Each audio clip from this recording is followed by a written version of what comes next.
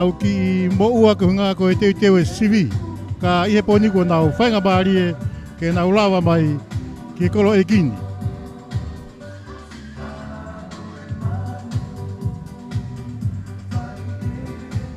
Teke, kau hange koe ko mea mai ki loto.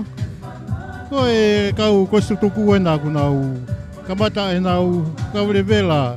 Pea mo taritari ai pe ke kamata ko ia e tau proklama. Pea o mau kau whakataha pe whakeni pea mo Paula Moi Moi. Pea mo ene live stream ke mau kau ngā rere whakataha i he pōni.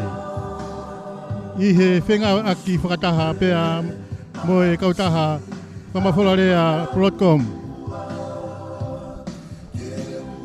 Kai ke ko wakaif ke tau taimi, he taimiti toi ai miniti e taha wha.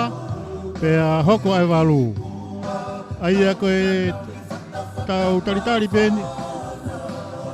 Taritari peni ke mea mai e tau whawhe whalangi ka koe Palestina o komiti lai sima koe stuku kunsalo te ka ko Greiti Luciane Luani.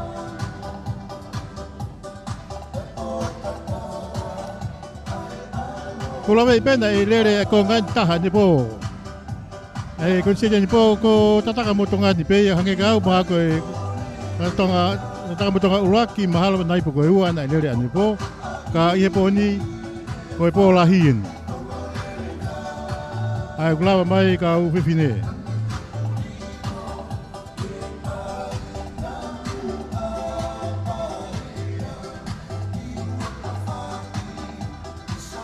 Ke he taimi tatau o glotonga tata pe ai ngai pasi i TJ pe mo tau taritari ai pe.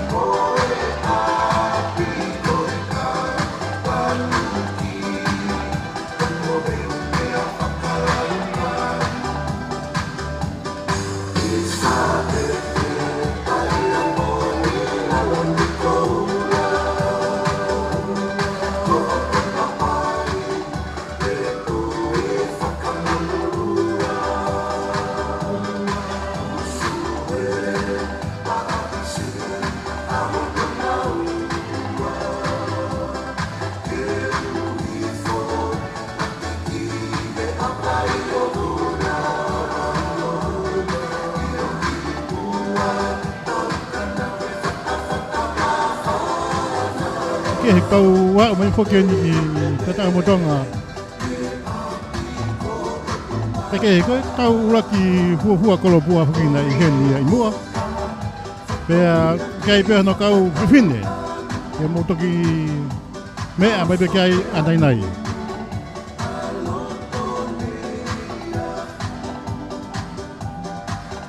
Ke kita ngatea katana kuni lawat kiloto.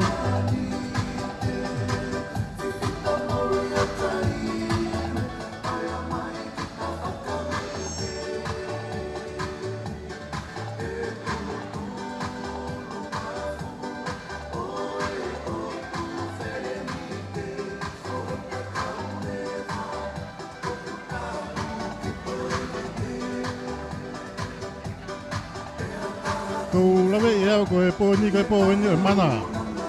Ai mana ko to pe ai ngai kolo mai ko e kai ke hatu ai po ni.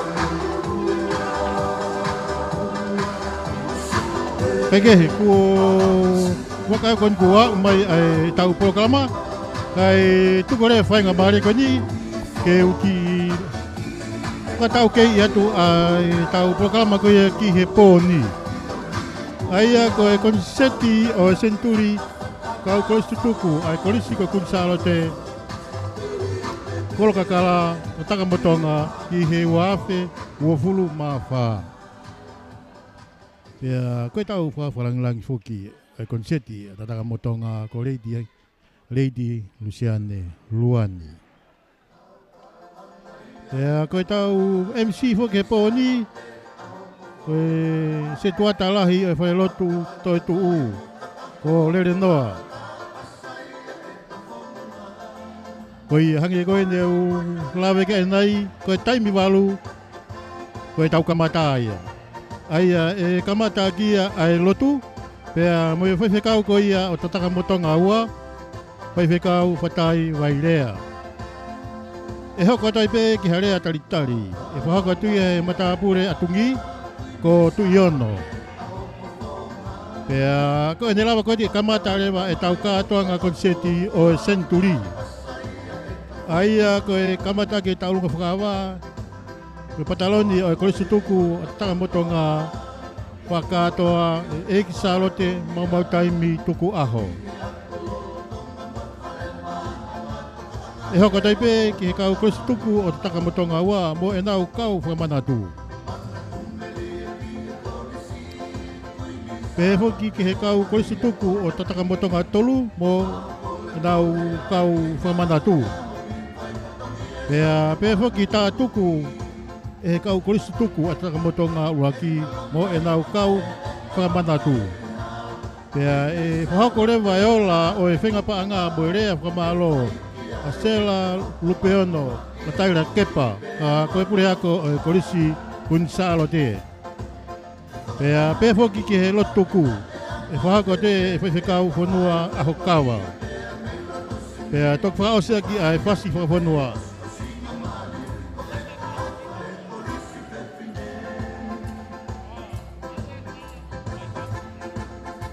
Eke he koe tuu ia koe tau polokalama ke poni.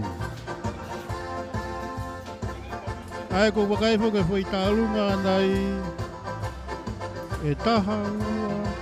Maka whoi tālunga pe mahari tolu pe whā. Tō me alalahi pe. Pea whakahoko rewa ai ola ia o e whengapaanga.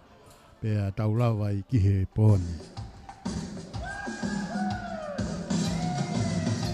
Eke he ko wakai ko MCN kua umai he maika kai kamata e tau ka toanga ko ia pea mo e kau kolisi tuku ai kolisi kunsalote ai ko konseti o e senturi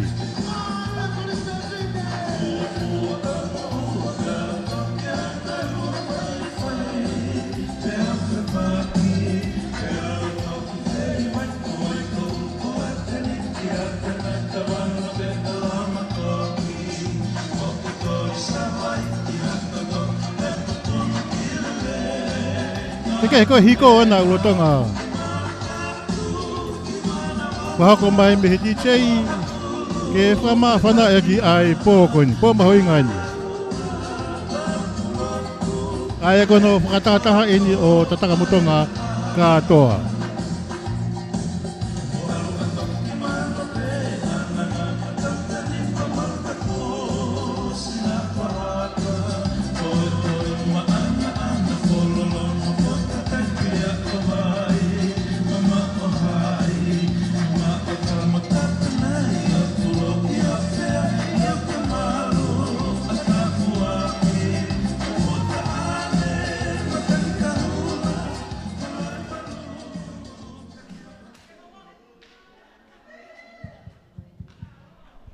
Tau kosiki ki MC.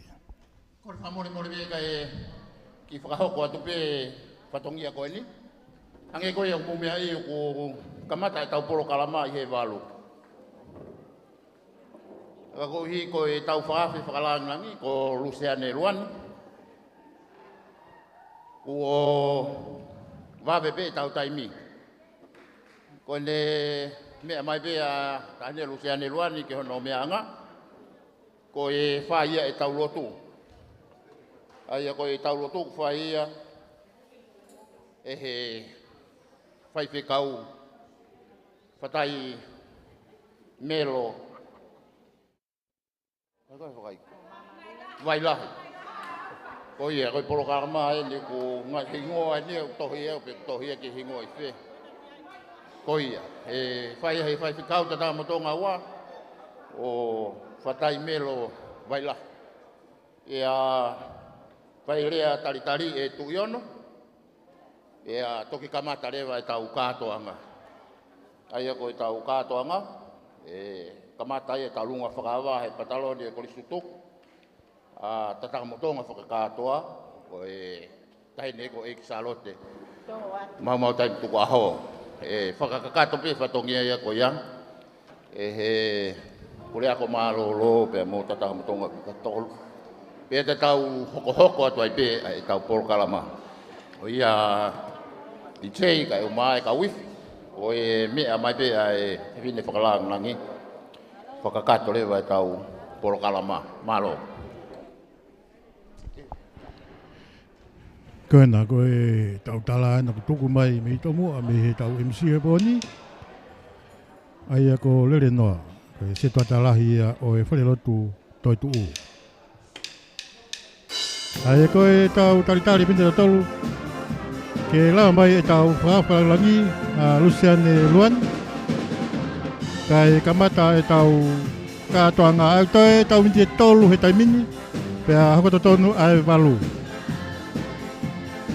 Pea nge koe mea te ulawe kai nai. Po ni e wawe beia.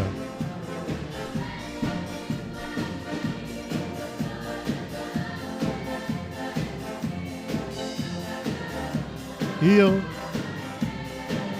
Talu mawhakawa, koe Patalonia, koe Sutuku, a tataka matonga, whakatoa, eki, salote, mautaimi, tuku aho.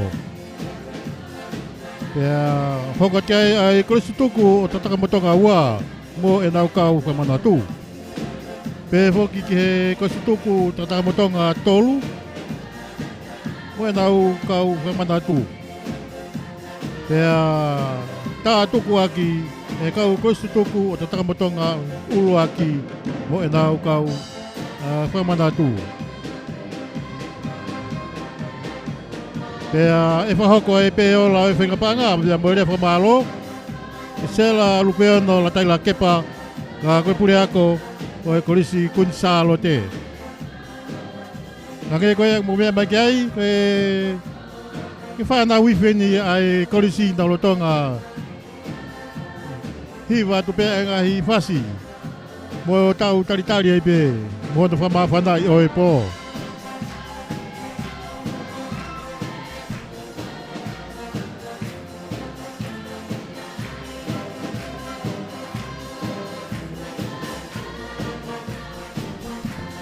fiusannya na mo kau finai loto.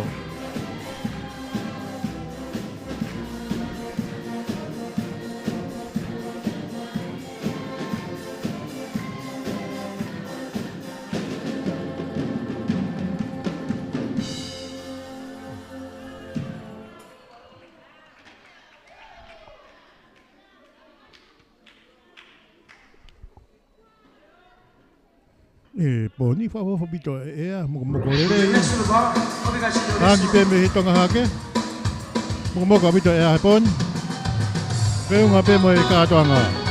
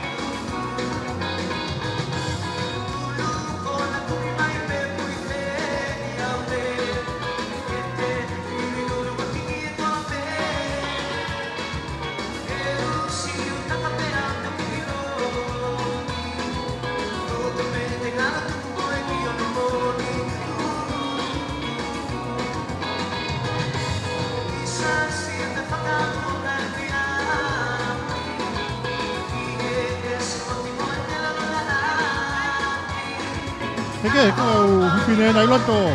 Aris be hoki ka pasiki parei. Mo ki na tolo kau hipine. Peketa ngatia kata. Hoi tonga koia kau kosi toku. Kai ke nau ki mata tari ke ke kamata e po kalamako nau iloto nau tolo. Hoi ngahi kato paanga.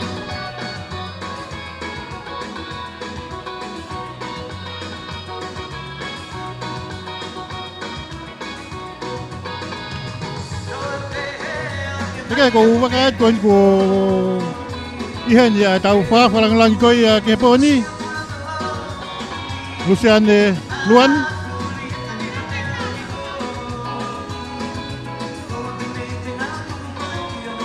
Kono ai ko ya obepo kamata pe loto.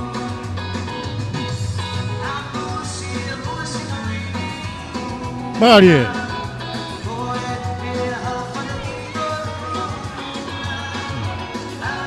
Pe po no katoanga. Pe fie ko tau hendi ho ke poni ko. Pe fie i te ko ia. Ai konseti o Century. Ai kau kolistu tuku. Ai kolistu ko kunsalo te.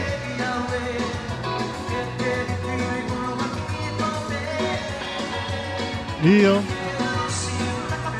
Deiti Luciane Luani. Kuone. Iheni ke kamata ai programa.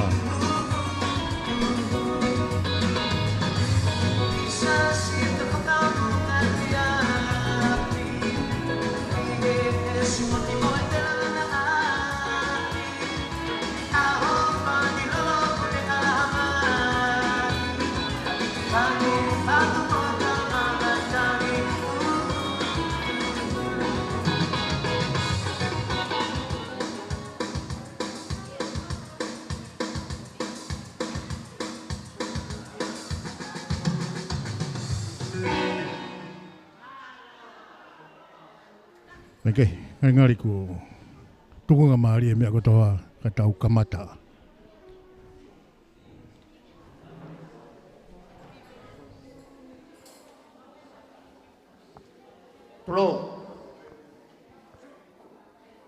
Tulo be moe kele o ha takalaua.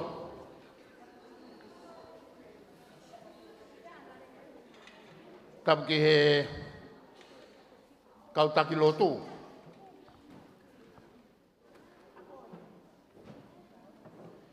Kapo atu tahine Luciane Luan. Hoi ke fonua.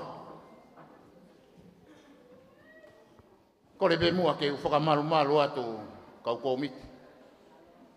I he talamalu tala kakato e fonua pia moe lotu.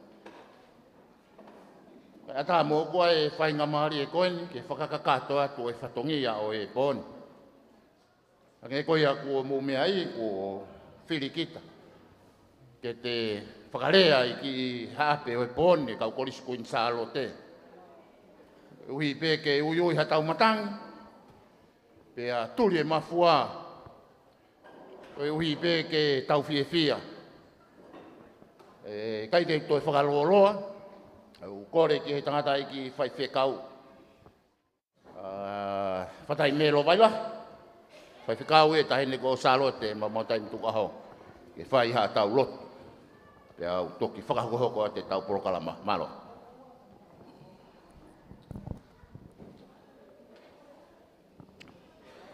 Tala whakatapu e ko awhaki pa ko kore pe moa ki e whai whi. Ka mai ka wifi e ki e koriska kunsalo te. E rau whasi moa e himi whangiau whangfruma walu. E lau maari e hifo mai ki ho mau whaleni. Ha ere moha maafi mawhi a iwi hokeres. Ba mai wes whaosi.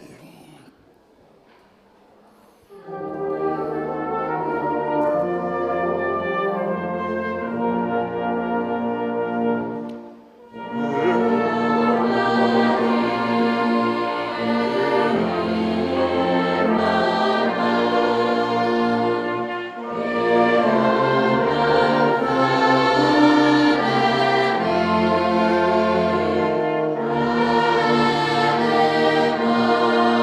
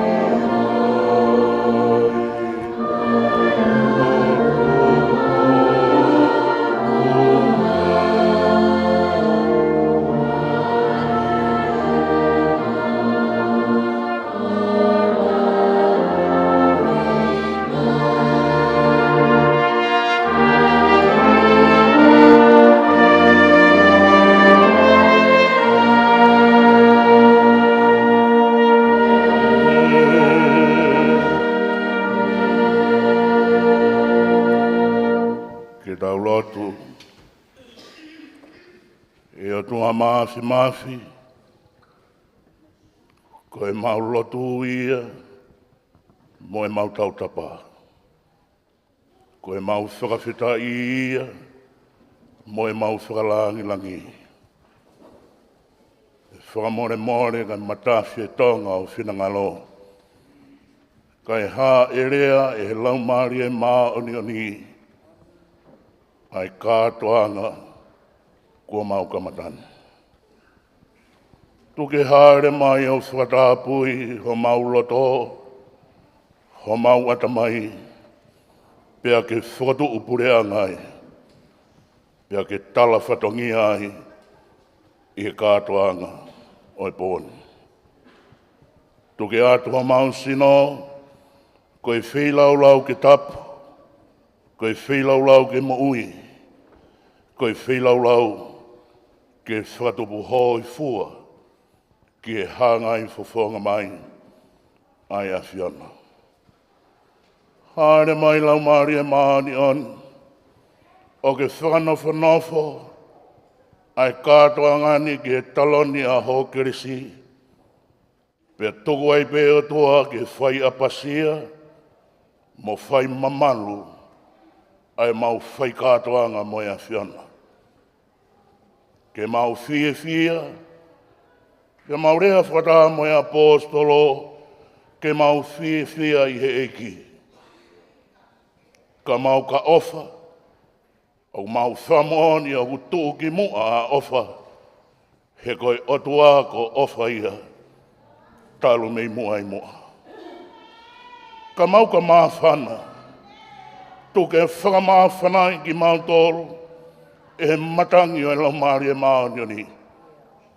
Toko e atoa ke hoko ai kātoangan, koe kātoanga ke whakatupu hoi fua, ki e hāngai fofonga mai a hoa whia. Kua mea ene a reiti luani, ia moe kau wākoto tōku, koe moe komiti ngā aue, o e koriska kunsalo te. Kau māhono pure ako, mohono kau whai ako. Ia ko tari lei hai pātaloni, o e kau wākoto tōku, o e kere o hatakalaua, ko eik salot e mau taimi tuku aho, pia moe whare o tungi. Kau mai o tua e whai whakau pure, moe kau whai whakau. Kau maa tataka matonga uruaki, ua, pia motolu. Kau mahono kau paionia, mohono kau holomua. Isa, he kai te maulawa au auhi, pe au fua te furi. He oku fungani ahono kau wako tutuku i he kolokakara. Ahono kau holomua, ahono kau wikona, kau mahono kau whaifatongi aola. Tua maafi, tu beke mau holo kere ho ao i he kātoangan. Ke mau whamoni atu. Ko e awhi au ku whai mai he korisko kunsalo te. Ko e awhi mai ai whae. Ke whikita mo ene whanau tama. Ko e awhi mai ai whai ako. Ke whelongo aki mohono kauako. Ko e maa whana i au malawe. I ho maulato mo maula maari e. Au mau maa whana ke whakawhita. O hange koe sāme o e hahani. Haao pe koe ki he eki. He tene hamusi koe me he uiri fia ko tō pe. Ka ke whaitangane ho whakawhitai. He ko ngāwe au. Koe ngāwe mai o tua. A whia mai au ke tāke kena e whakatahangan. Tō ke whai i lau maari e pe whai i moni. Ai mau mamama mo tue. Ai mau hiki ai langi o ia whiana, koe hui koe tauanga e whae whita koe. O kroa ia i ai whare o tungi, kai o mai loto whare o i kere o hatakalaua, ia mohono kau wako tu toku, kai o mahano ngā i putu ngaue. Ke tāpu aki mai ki mautolo i siawa mo ne tauhi, ke whaulo mai e siawa hano whawhonga, Ke te ki tau tolu mai kātoanga o e pōni. Ke hanga i whawhanga mai a sihawa. Ke tau merino mo tau whiwhia. E tō kotoa pē e tau aianga mea. Ke whamoani ko e kaunanga tōnunga pē ki tau tolu. Tau whamoani. Ke langi o whakatu uako o whai e hā moe ofo pe moe whanua. Tau mai loto whare o sias. Tau loto iau whai o whawhape si suko alo. Ka ko mau whamu ui. Amen. Whamaro ki he whai whekau. Lava whai e tau lotu ka mata. Kai ke utoi whakaloloa ko whakawhi i a tuiono. E ne whai tau lea tari. Malo.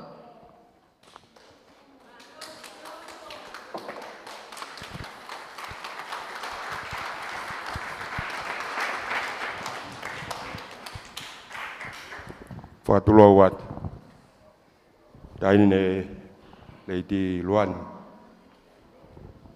Kore mua ke he matanga. Ki tau ai mua fo i pasipasi e tolu. Uruak pasipasi ko e whakalangi au e katoanga o i pōni. Pasipasi mai. Malo. Ko e pasipasi hono wā ko e tau pasipasi e mai tamasi i pirinisi tungi ko ona e kere ko eni.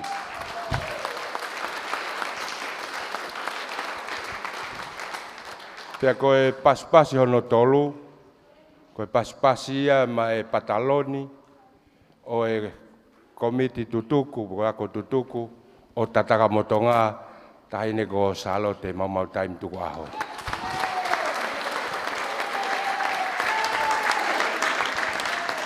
Pea ko whakatulo watu, pea mo e tala whakatapu kakato, ko a whake lere noa e kamataanga. Atuk pe mua ke hao atu, ke whakafofonga i ha whakamalo. Oku lawe i pehe motuani. Oku whonu e kau maolunga, kau paipa. He kai teu lau hingoa te ria nā toha tahpa i te ngia e motuani. Ka kou whakafofonga i atu ai komiti, ai whakamalo lahi au pito. Oku ai kau pure ako tutuku. Oku iai e kau whaiwhekau, oku iai e kau tiutalahi, oku iai e kau maolunga kotoa i whonua, kau maa e sias ue siriana tau ataina o tonga. Kou whawhawhonga i atu ai komiti e whakamalo lahi au pito, ko inga ko mou loto lelei, ke whakaosi e tau katoa ngā he whiaf ko eni. Whataha pia mo e whakamalo ki he kau wifi e korisi tau ofai. Mo ki mo tolu kotoa pe sola pia mo e vulang. O tau kau whataha he hoa koeni. Koe mahu inga taha o e whiohi o e whiafi koeni. Koe tau talangofua. Koe tau talangofua pia ku mooni ai ai ofa. Pia ku mooni ai e tau teke langi o ku whai. Fia, haleluya mai alang. Fia mai a loto tatau. Pea tau mawhanai. Whakalang.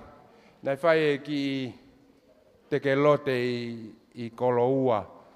Pea si pau wai a e motuani.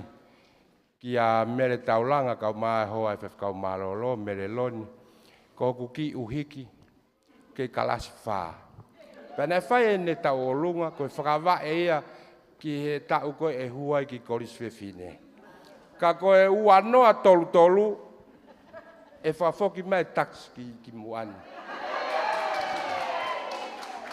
Koe a whakawhi whakalanglang ko whamanatu pe ke he kau whai ako, mo e kau whai whekau.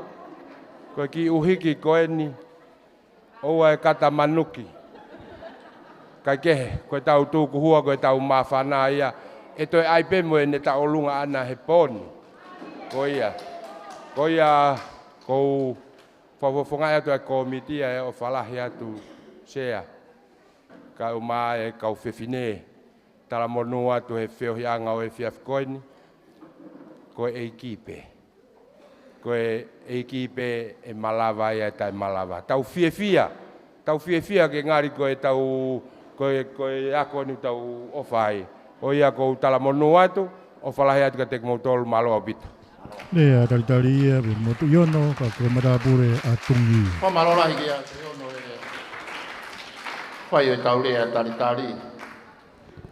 E kai te u toi whaloloa e DJ. Wha more o... Iyo, kore ke kauiwhi. Ka i mai ha tau whas. Ka e tokoange rewa ki he taulunga whika ulua ke. Pataloni e koristo toko o Queensalo te tatamatonga whika ua. Kene kamata e taulunga whakawa tahi le Luciane Luan. Ia te utuanga pe ki he pureako maalolo, me le taulanga. Kene whakahoko atu ai taulunga ko ia. Ai tahi de ko salo te, pea moe ngai taulunga tatamatonga whika ua. Whasi mai ha tau whasi Queensalo te, malo.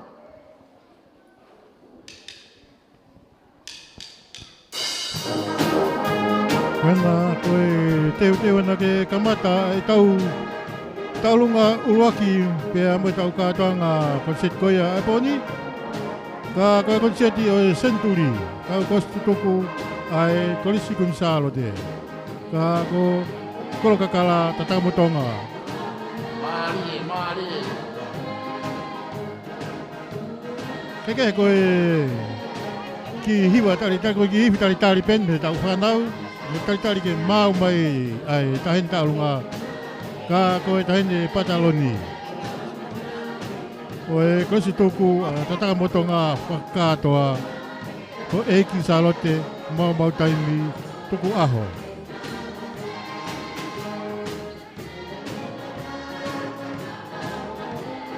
Eke ko hange koe mea de lawe kei ai MC ande nai koe koloni o kutolahi ai akina tolo ka ka umalunga i henga hipunga ai puranga o kai ngata be ai ka ko siasi manga i tapa ke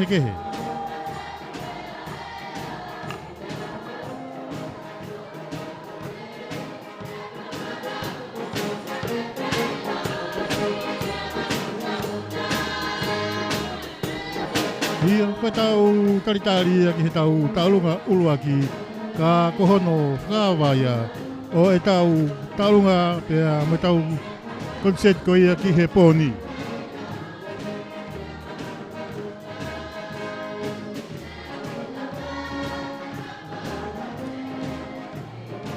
Tike he kau whiwhine pēna ku nau whakawire vela pe loto pea mo tali ke mau mai a e tau tahine taulunga ka kono whakawa ko ia. O tau konsiti ki he poni. I hendi i holofatu mei tatamotonga.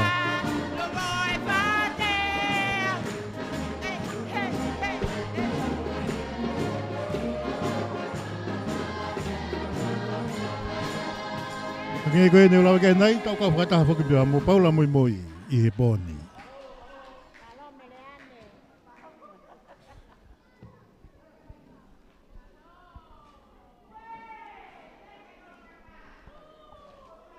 Heke koe tau tari pe mo whakaongongo pe kia ki nau tolu u nau tataki ai polokalama i he poni. Malo. Fasi pe ha tau fasi kauifi. Kei te upe taine pataloni. Salote mau tentua kai uma i siasi o tatamatonga whikaua. Ui ke whakawa tātuanga ai poni.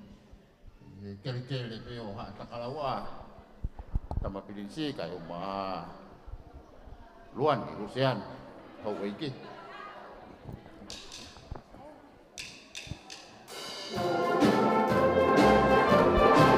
Peke koe tau whanau hui pēna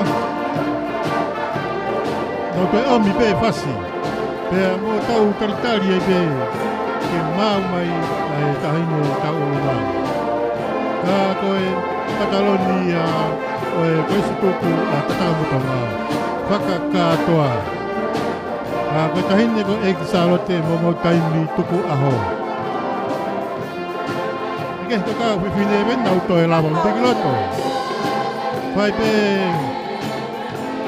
whakawele vela pe mo ui ui pe. Whamawhanai ai po.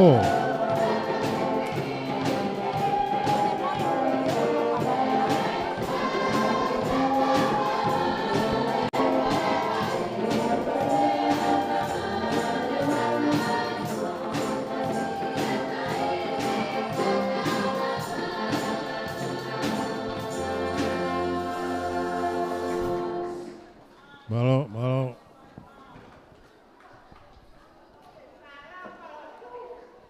Moha ufana wako o mo whakata hamai.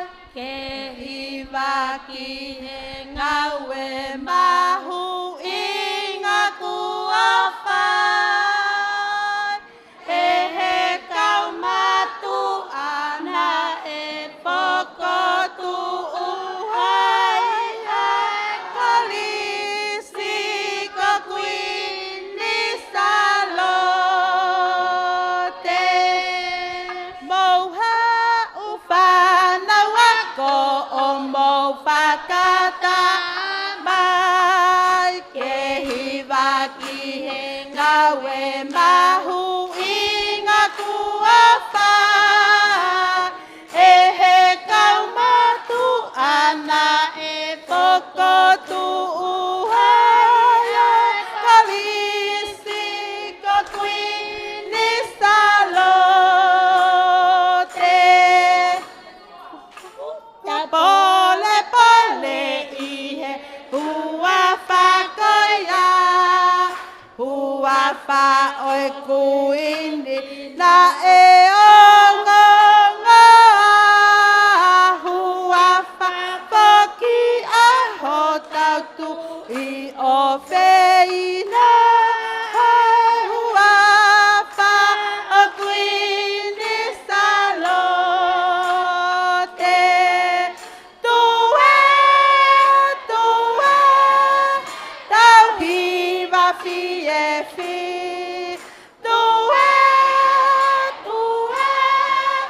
kohota whatangi a ke nauhi ke lele ai whaka langi ia ai kalisi ko kuini salote.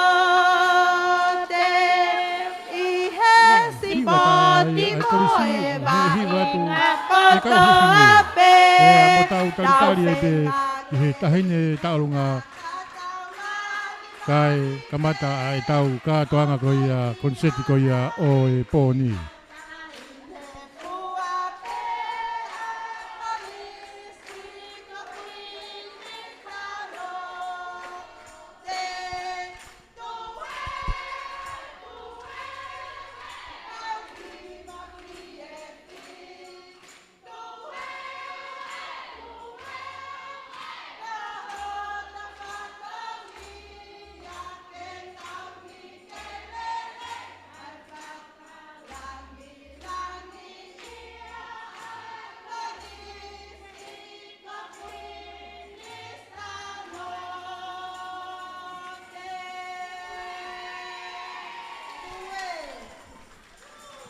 Mari.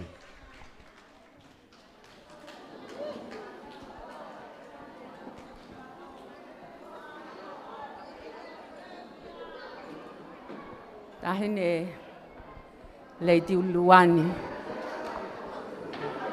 Koe kamata e whakaawa. Oi konseti oi pōkoini. Ui ki tau tolu e salo te mau taim tuku ah. Ke tau katoa mai. O whai ho tau whatongia to tonu. Ko hike langi. Pea mo e nau.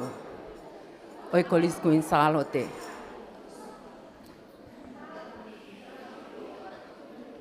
Ko le peke uhu whanga. I he whakatapu ko au whaki e tu iono.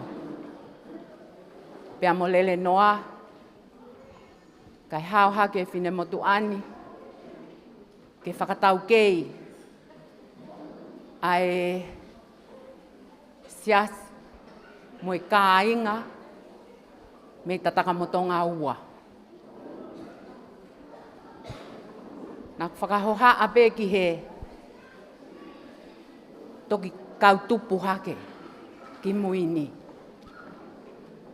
Ko taimi ko na e ui ho mau feitu uko tu akolo. Mau omi pe ki loto kolo, pa mau foki ki tu akolo. Leiti luani, koe ahoni, huo loto kolo atu akolo ia. Loto kolo ho mau lau maarie, loto kolo ho mau atamai, loto kolo ho mau loto i he talango fua. Koe poni, o whakahawa ia he ki tahine. Kolo hau foki a loto kolo uluaki. Sia tamasi ko plinis tungi. Ka ukai peke melemo, kono ki tuo fefine, a eksalo te mau taimi. Ko iai lele noa, whakamanatu at peke ai pe mo whai o mo whatongia ki o mo tuo fefine. O nofo mei loto kolo ua. O kuanga peheni, ai ki i whakafootunga a loto kolo ua. Ko e mau kamatae. Na e oswhai pe mau ki mini konseti i he pō pule lulu. Pea na e whakamanatu ai kolistutuku, ko Susana Māke. Whakamanatu ia hono te hina u nofo Amerika. Pea whakamanatu ai e he whine eiki ta umotu ataha. Ho mau siasi, whine eiki niu tō ua, ko nau haamalo halalele taulanga. Na ane whakamanatu e ne tama, ko e whikahiba ia, o e whanau ko ses man taulanga. Na e whakamanatu e he whanau mo e makapuna o ofa Samiu Waisele. Whakamanatu ia e he whanau pa mo e makapuna. Pea nau whakamanatu, pea mo e whae, ai ki whewhine si poti lelei he taimi ko meleane Waisele. O meleane toloke he taimini. Ka koe taimi koe na lele ai teu whaiva. Na e pehe mai ai kau whakamafola. Kua mau e meleane Waisele o tataka motonga wa ai le koti o e puna loloa. Na anauhanga o whakamanatu mono tao kete. Ko loha ngale. Mono ki te hina unga tae taha. Na nau whakamanatu e nau whae. Ko la atu kai lahi Waisele. Aia koe ngahi whakamanatu e nei o spai pe ia i loto kolo ua. Pia whai moi mau ki i tātānaki ai. Ka koe pōni, e kamata, ai ki i whakame ite koe pōni, e o whewhine o e whai whekau, ko e ne whakafofonga ia, ai siasi o eik salo te mau taimi tuku aho. Ko mele tāuwha, ko e kolis tutuku pe ai kolis kuin salo tēnei toki nofo mai he tau ko osi.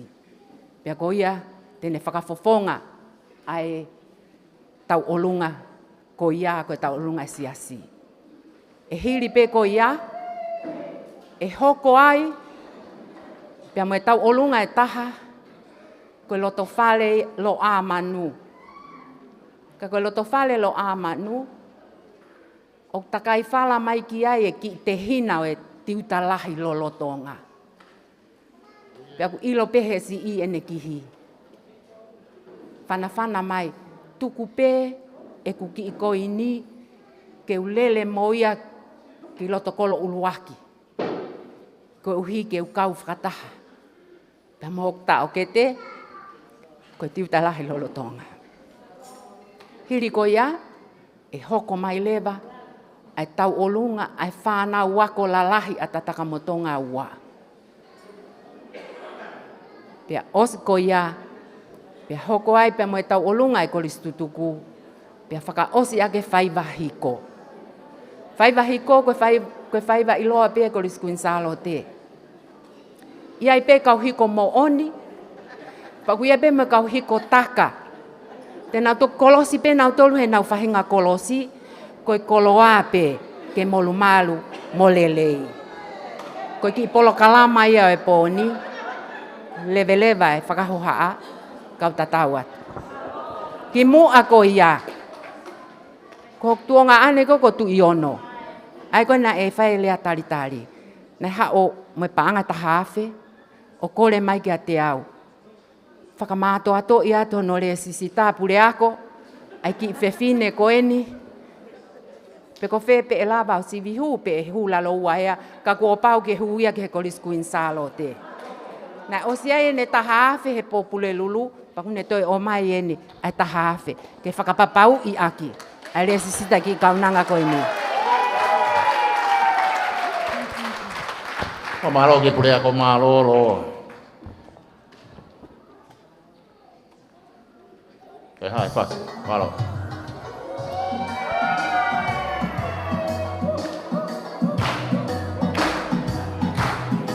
Oke, koe tau ngā whāwani oe pōni. Teki tahine ko salo te mau taimi tuku aho, pangai taha mano. Malo. Bueno, tau kamata pena moe teki. Oe tau ngā whāwa oe pōni ka koe pataloni oe koristutuku at takamotonga pakakātoa eki salote mau taimi tuku aho. Koe paanga e tahamano.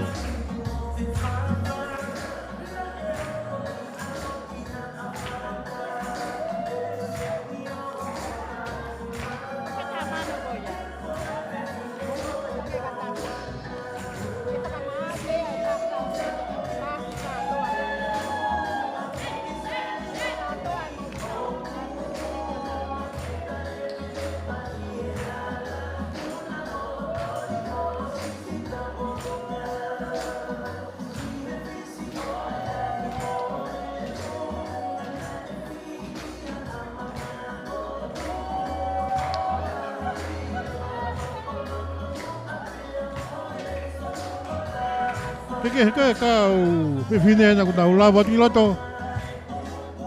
Lei ti loa nia na ulawa ti loto ko hako ai ngai whapare ko ia ka koe fifia. I he konset ko ia o e pōni.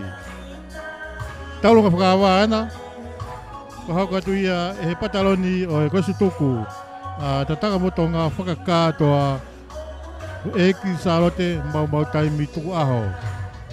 O hange ko ia ne whakaunga te nei, ko e teki, ko e ki paanga pe e taha mano.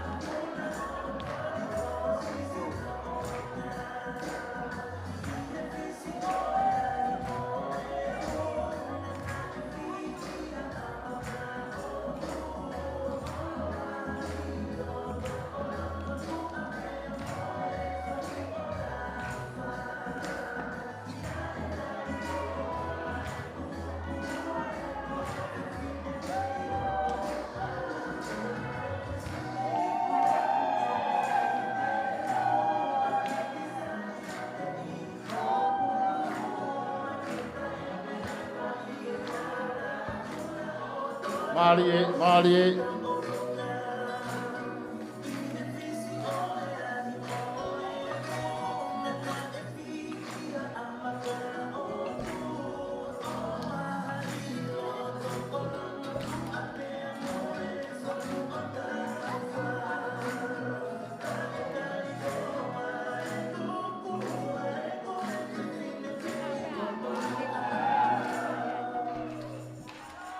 Malo la, whamalo atu, whamalo atu. La vai e talunga whakawa. Pea mo e pakako ati e Pataloni e koe sutuku a te takamotonga. Whakatoa. Ka koe tahina eki salote mau taimi tuku aho. Malo, o la vai tau urunga whakawa ia o e pōni. Ka e hoko atu e ngahi tau urunga Jas koia o tataka motonga whika ua. Tau whakangongo pe ki he ngai poro kalama a tataka motonga whika ua. Kore te DJ, o mai hanau whas, o mai pe hanau whas, ma tau whakangongo ki a kinau toro nau whakatoto o mai a poro kalama a kolisi te toko koia tataka motonga whika ua. Malo ku olawa e tau olunga whakawa, ka tau hoko a tau tō luia, pe mo ngai tau olunga koe ni o hoko mai tataka motonga whika ua. Malo. Pege, koia. Koe la vai e talo whakawa. Pea mohono tek-teki ne tō whakaonga tu, koe panga tamano, te kai ke whakama opo mai. Ka e he taimini tau taritarien mo whakaongongo ki tataka motonga aua. Mo e nau kau whakamanatu koia o e poni. Ihe nia, ihe holo whatu.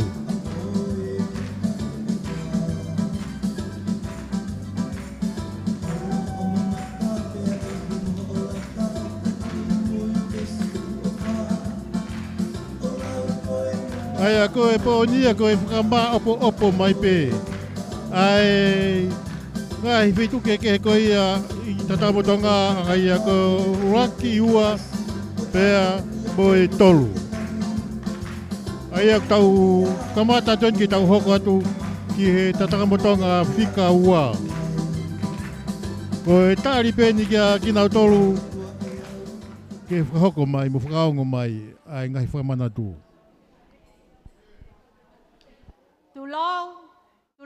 Tulou. Pakatapu ke o tua aku afia ho tau loto nga. Tapu ke kele tupu a hata kalaua. Tapu ke a leiti Luciane Luani. Kama ahau eiki. Tapu ke he pule ako. Ongotoko ni pule. Tiutalahi. Kama ai kama ulakanga. Oi kolis tutuku, kolis kuin salote. Kaya ta mo oku ki fine motu ata iloa ko au. Ke whaiha ki whakalave ke uhinga o e mau iheni he fiafini. Whakatulo watu. Leiti Luciane Luani. Na iai hale ai mahehei te tō ki tua. Oku te huwhanga he lotu. Ko e fiafini o kou iheni ke whakafofonga ai whamili lo a manu. Mo e whae o kei mo ui siu lo a manu. Mo e whanau na na wako i e korisi ko korin salo te. Ko e maa whanai ki whamilini tai hano tatau. E mau veke ke talia. Ai whatongia na tō lalo ki tāhine ko kunsalo te. Peak mau kau ngā kau, mo mau toko ua, ka koe tau kete. Koe tiu talahi lolo tonga, ansen fungalei. Mau kole atu, pine motua, tiu talahi. Lava mai, ke kau ngā kau mo e whanau, ke whaiha ki whakame ite, ma e koristu tuku he fiafini. Kau taha ko tutuku, koe whamilini, i kai iloa ia ha mea. Koe a ko, i kai siaa. I kai ia taha ia he whamili e au, ke kau tuu ki mua kapitene o ako anga. Nā moe mama loa, more ke mama. Ko mau ki tōko ua pe, kolona taufa. Ka kone mama o atu, na e au ke tuunga koe mata pule. Pea ko awe he eiki, kai toi pe ki mau tolu koe ofa. Ke tau he whamili, sia si mo fonua pe atalia ai fononga ai kau ta tutuku he fiaf koen ok mau kau nga kau he fiafini ia fia oe teu ke whakahoko ai whatongia oe whakamanatu e sentuli ai koriskun salote ia fiafini ok mamata mai pe ai whae siulo amanu he otumuli kau maa e whanau ia fia kau whakataha mai mok tau tolu he maalari o e fiafini koe teki o tau lunga e whamiri lo amanu koe paanga taha mano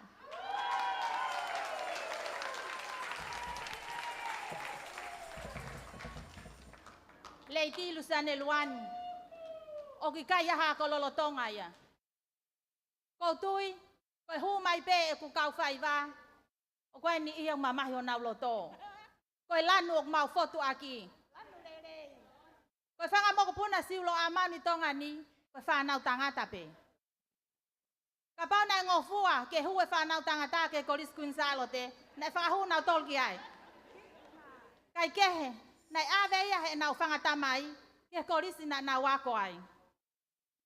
Kai kehe, o guai foke leo taka he whanua, pule anga moi siasi, kai maa lohi a whanua. Kula moi pulu, kai maa hoa koine a koris tutuku. Kai fia ia e fia fini. I he fotu moi ha, ai ki famili lo amanu.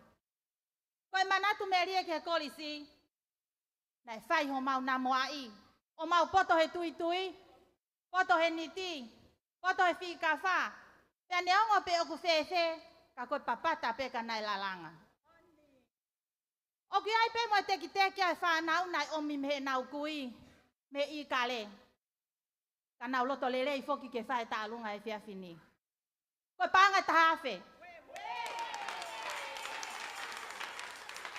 pe guai e fe matamua ke pule ako sela tau fala tai la kepa lava mai to'o hu yange pare o whanau o tau hia mai fai fi kau ma a ene kau ifi o ka hiri eni ai ake anau foi askirimi ke nau moko he kua nau wongo sia he takai holo o fai fatongia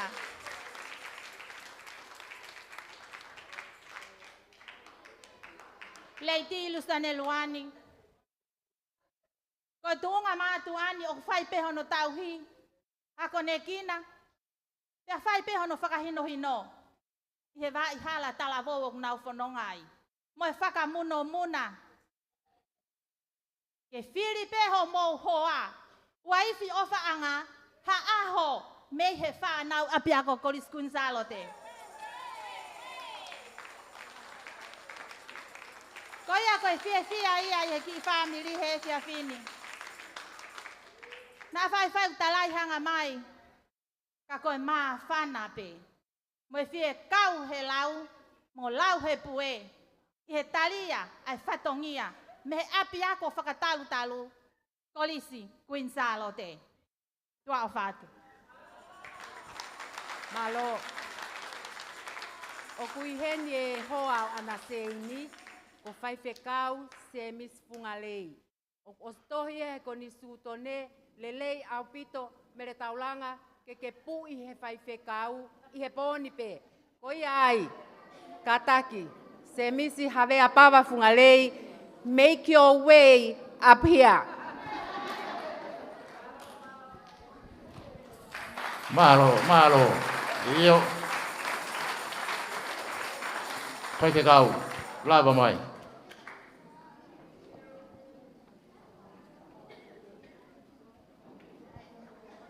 Fácil. Malo.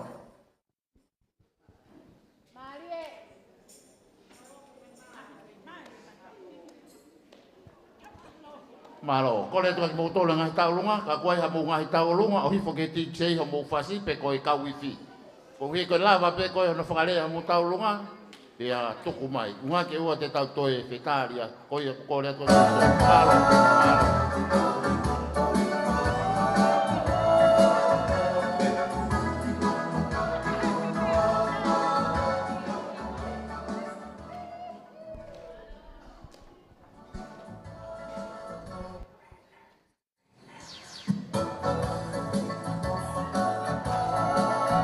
Peke, koe taunga whika ua ana, hei takamotonga whika ua.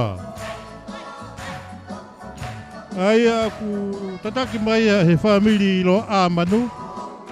Pe foki ke whae ko siu lo a manu, pe he foki ke whanau mo e makapuna. Ai hange ko kene lawa ke ai nei, family ni nere ke ilo ai he mala e o yako. Ngā tape nei toko tahai ka kone si mama o atu kolona tauwha nea uia o Matapure. Pea ihene pehe ko nau whahako mai ai ai teki teki ko e paanga e tahamano. Paanga e tahamano ko e teki teki. Pea pehe whak te aene toi ai mo e teki teki paanga e tahawhe me i Amerika. Pea ne whakarea rewa ki he pure ako ke a sela la taira kepa ke ne lawa mai mua o hui ai pare ko ia ke whakia pea ma e whana wifi ko ia ai korisi ka koe whakahongai e nau si hela he pō mo e pō i heo mai ki kaunga whahoko ai si whenga whakatangini. Pea mo e korisi senturi, konseti o senturi kau kosu tuku ai korisi ko kunsalo te kolo kakala tatamotonga.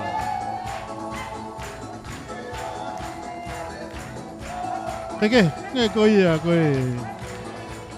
Mea koe na ko tauongona he poni. Koe ngai taurunga mandope. Ai teki teki, te ngai ke whakama opo opo. Koe teki teki pe ia. Ai koe taurunga whakama. Ai koe na whako he pataloni o e korisi. Tutuku ko ia ai tatakamotonga whakatoa e ki salote mbamau taimbi tuaho ko e teki paanga tahamano. Pea pehe foki ki he ko se tuk tatakamotonga ua mo e family lo amanu mo e nau kau whamanatu ko e paanga mo ia e tahamano.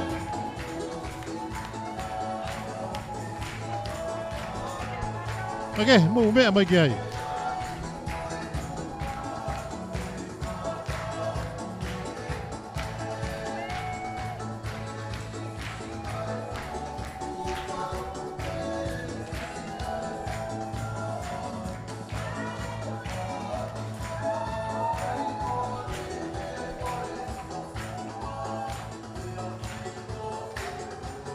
Ke koe taurunga whika ua ia.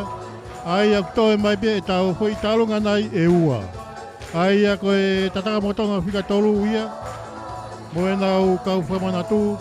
Pea e tok tātuku aki ai kosi tuku ko ia o tatakamotonga uaki. Mo e nau kau whamanatu. Io, kolotona.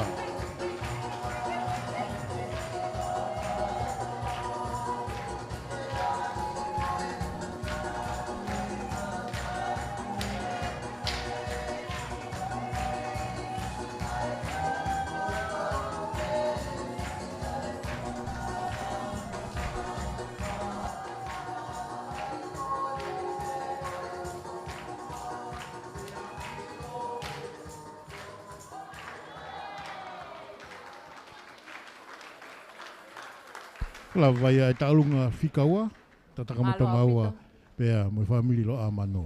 Tai ne le ti luani. Taki mai a siu Koe mau lo o tu amano. whaiva katoa koe ni koe whakawāia. Katoa pe. Hoko mai heni ai whanau lalahi ako lolotonga. Ai Kolis Queen Salote i lotokolo ua. O kuiai pe mau vaveni pe ha mau kau follow show.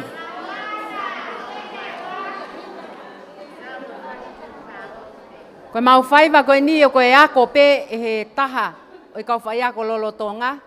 Koe ki whewhine tatakamotonga ko lo kakala ko pensi lai atea. Ko ia pena ne ako ai whaiva koe ni.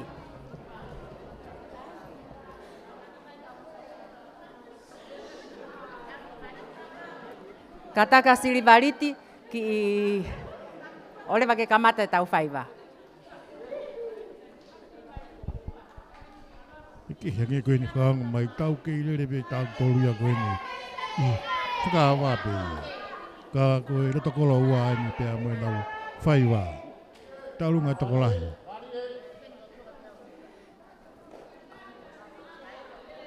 Koe, tāri peke mea whakaango reo lahi, ke tuku mai ai whasi.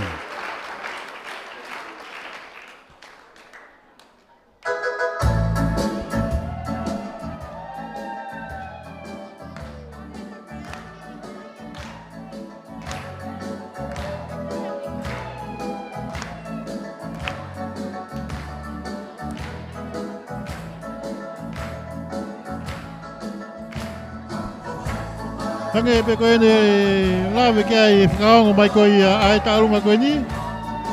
Nā kua taimi ke ai hanau wholosou. Koe koro kakalafu ke ni.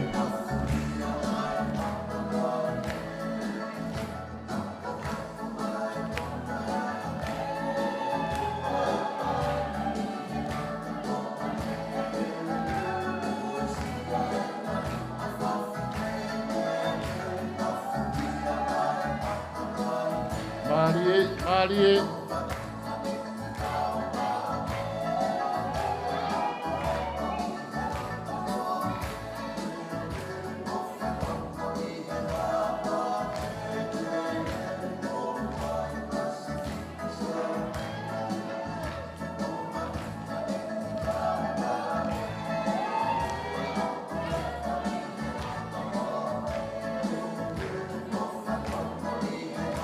Ke he tupe te lawa mai kita ke he kolo kakala.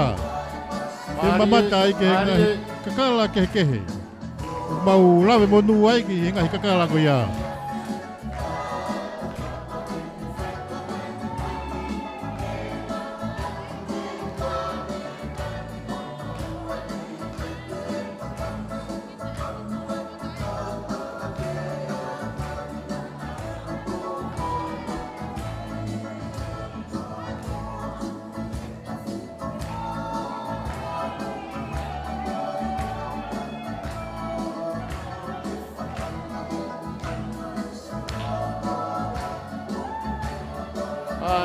Marie.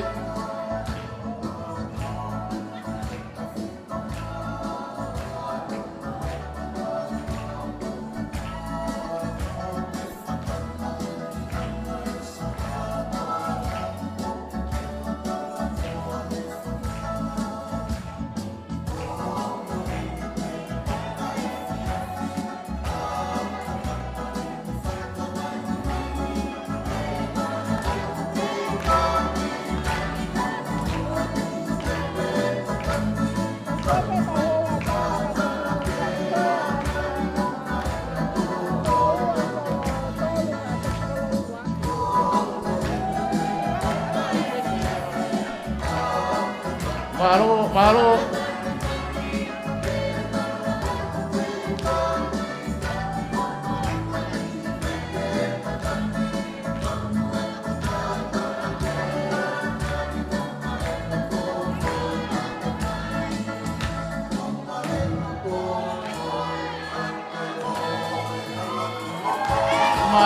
Malo.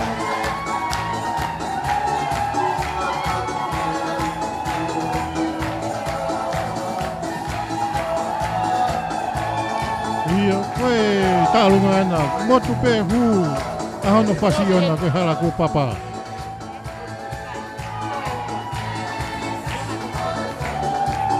Ka maa whana pito ai po iheanga e tau wakai e tu.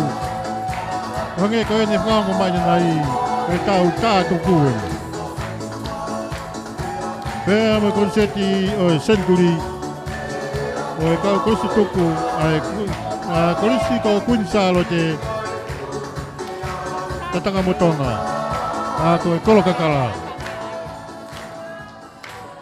Marie, malo.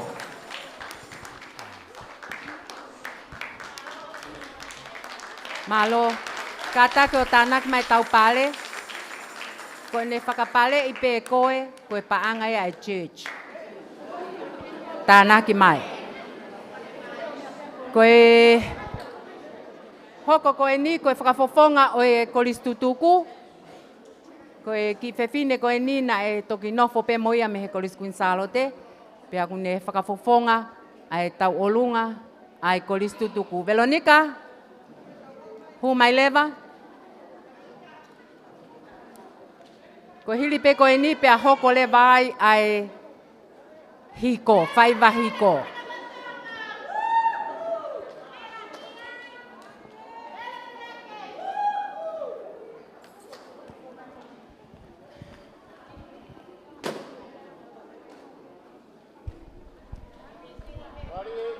Teki koe taurunga hoko ena, ange koe ne whaonga tu, koe whakafofonga, koe stutuku o Veronica.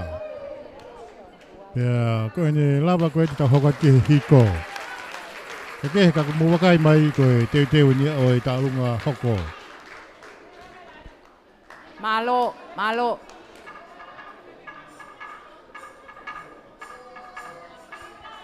Teki, koe ta mai whasi ko kamata ai lari ia. Pea mono whaonga tu o hiko.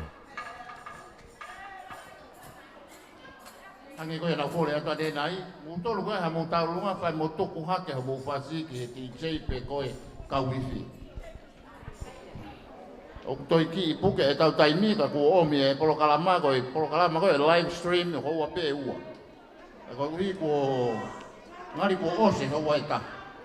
Koe e ngari e mau pe e patalo ni koe e prostituto a ke e taimi malo.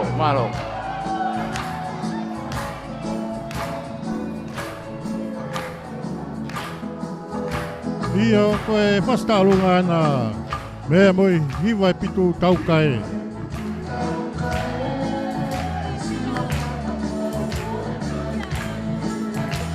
Ia koe ine mui ne whako e tau talunga ko Veronica.